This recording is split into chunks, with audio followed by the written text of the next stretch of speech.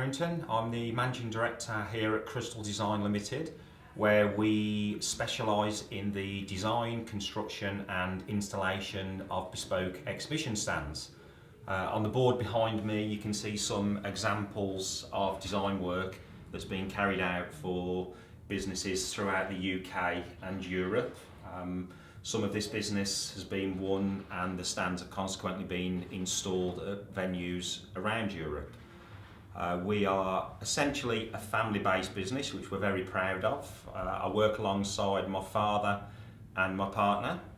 And if you'll join me now for a tour around our workshop, I'll show you exactly what it is that we do here.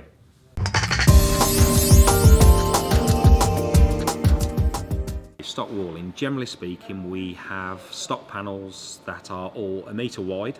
So if we have a stand that's 10 metres long, we would use 10 stock walls along the back of it to form a wall. Leather grain PVC, gloss PVCs, we use suedes, felts, a whole host of different materials. Okay, well Dave is putting a reinforcement pad into a stock panel at the moment. That will be used where we hang things like plasma screens on stock walling. The stock walling wouldn't be strong enough to take the overall weight of a plasma screen, so we put some reinforcement into the wall, and that's what Dave's doing at the moment.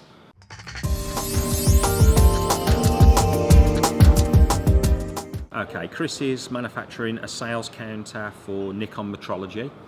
The carcass of the counter is made from MDF material. The top surface of it then is covered with a black matte laminate, which you can see is what he's applying at the moment.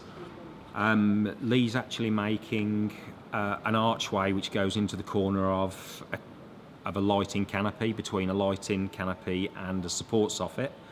The material that he's working with there is routed MDF, and it's being covered in flexigrain plywood.